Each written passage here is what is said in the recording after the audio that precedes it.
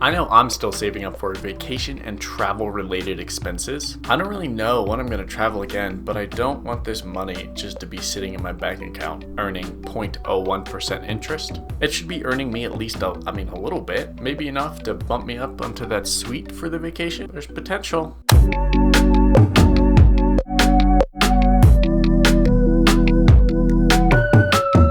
What's up, you guys? Jacob Fisher here. It's Friday, and normally I'd talk about a travel destination, but we're gonna mix things up just a little bit. Since we can't travel right now, we should be saving our travel funds. Or maybe you just don't take vacations every month, and maybe it's a yearly thing. There are three options when it comes to saving those travel funds. You want a couple things for your account. You want it to be safe, you want it to be accessible, and you want it to earn just a little bit of interest. We're gonna start with the first idea. It's the savings account. Simple and the safest. There are plenty of savings accounts better than Robhinhood's current 0.3%. Ally Bank offers a 1.5 savings. American Express offers a 1.6% APY savings account. Both are better. If you always put travel funds into a vacation account, then they should be earning a decent amount of interest until your next vacation. For the rest of this video, I'll be using these numbers. The average cost of a vacation is $1,145 per person. Having a savings account above that $1,000 would constantly earn you $16 per year through American Express. This is the safest thing to do with the vacation money. You don't earn the most, but it is the safest. Something to note is that you can only make 6 withdrawals per year in a savings account. Now, because you're using this for vacations, you don't really need to worry about 6 withdrawals per month unless you are traveling very frequently. Savings accounts are good if you want a very safe way to grow your money while it just sits there. We're going to take that average balance of $1,000 in. At the end of the year, you'll earn $16. A family of 4 would increase that balance $4,000, and then obviously 4x 16. Number 2, bonds. Not James Bond, but bonds. Bonds are really only available for travelers who take vacations once or twice a year.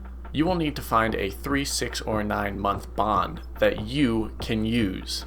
The stipulation with this is that you really can't withdraw the money until the bond has fully matured. This isn't a bad thing if you don't need money for a few months. But if you are a frequent traveler, obviously it's not the best. You can buy bonds directly from the Treasury or your brokerage account. E-Trade has a spot for it. TD Ameritrade and everything else I'm sure does as well. I know a lot of people probably heard of 30-year bonds. Obviously 30-year bonds would yield more, but they are in there for 30 years. That's something you would buy your grandchildren who aren't born yet. Here's a picture from E-Trade and the yields that they have for the current bonds. Keep in mind that this may look very confusing, but if you are an E-Trade customer, you can click on each bond and calculate how much you'll find at the end of it. Using this calculator on a AAA bond from Microsoft would yield you $1,020 at the end of a 6-month cycle, which is a 2% return on your investment. Still higher than a savings account, but again, it's tied up in this place for months. If you're still confused by that, don't worry, there's an easier way to go about it, and that's through ETFs, which is number 3, ETFs.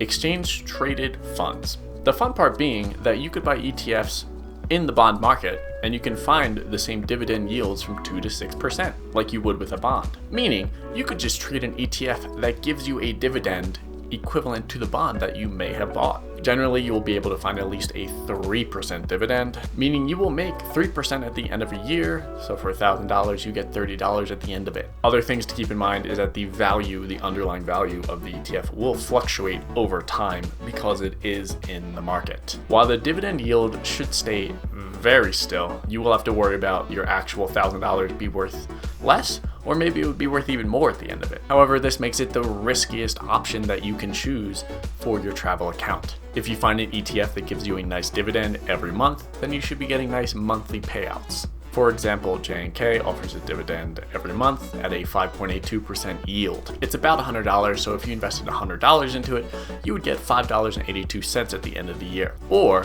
48 cents a month. With $1,000 in your account though, just multiply that by 10x. $58.20 at the end of the year, or $4.80 every month. After 6 months, your dividends would be at about $30, meaning you'd have about $30 of an increase in your account. Now, that doesn't take into account a potential increase of the asset itself. This again is the riskiest investment, but it is the one that earns you the most. You just have to be careful with it depending when you're going on vacation. What's the takeaway from all of this? Since we can't travel right now, or maybe you take a long time between your vacations, look for a way to increase your travel fund account without really hurting your bottom line. Racking up some interest seriously benefits you in the long term, and you may actually be able to get that sweet or go out for like another meal during your vacation because of the interest you've accrued. If you have some of your monthly budget dedicated to travel that you put in a separate checking account, maybe switch it over to a savings account, a bond, an ETF, something just to earn you a little bit more interest. If you're already doing so, then that's great. Thank you so much for watching. If you enjoyed these tips, then leave it a little like down below. If you want to try some of these tips out, or if you already do so, then leave a comment and let me know, because I would like to know what you do or other tips that might be even better than these. Until next time.